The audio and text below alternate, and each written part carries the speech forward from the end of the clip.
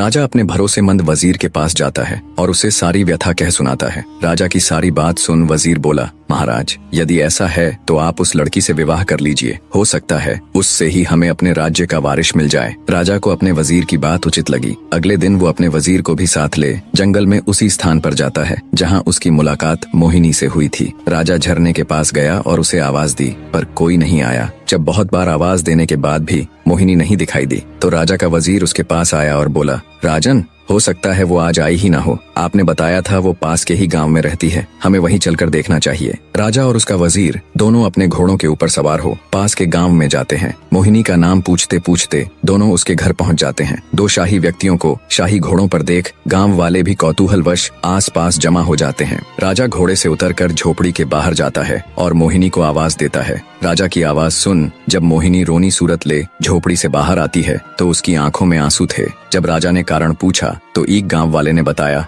महाशय, इस दुनिया में सिर्फ इनकी माँ ही थी, आज उनका भी स्वर्गवास हो गया। अब बेचारी रोएगी नहीं तो और क्या करेगी। इतना कह गांव वालों ने राजा से उनका परिचय मांगा। आप बताइए, आप लोग कौन हैं? गांव वालों के पूछने पर वजीर ने राजा का परिचय दिया तो पूरे गांव में खलबली मच गई। सभी ने मिलकर राजा का स्वागत किया। गांव के मुखिया से राजा ने कहा, अगर आप लोगों को कोई आपत्ति न हो तो मैं मोहिनी से विवाह करना चाहता हूँ। राजा की बात सुन मुखिया खुश होता हुआ बोला, महाराज, हमारी बेटी राजरानी बनेगी, हमारे तो भाग्य खुल जाएंगे। गांव वालों ने जल्दी जल्दी सारी तैयारी करके राजा और मोहिनी का विवाह करवा दिया। राजा ने अपनी 7वीं पत्नी अर्थात मोहिनी का नया नामकरण किया राजलक्ष्मी। विवाह के पश्चात गांव वालों ने खुशी खुशी राजलक्ष्मी को राजा के साथ विदा कर दिया। राजा अपने वजीर और 7वीं पत्नी राजलक्ष्मी को लेकर राजमहल आ जाता है। जब राजा की पहले की 6 पत्नियों को इसकी खबर लगी तो वे जल भुनकर राख हो गईं। ऊपरी मन से उन्होंने नई रानी राजलक्ष्मी का स्वागत किया। समय बीतने लगा। अब राजा का अधिकांश समय नई रानी राजलक्ष्मी के साथ ही बीतने लगा। ये देखकर पुरानी रानी और अधिक ईर्ष्या से भर गई,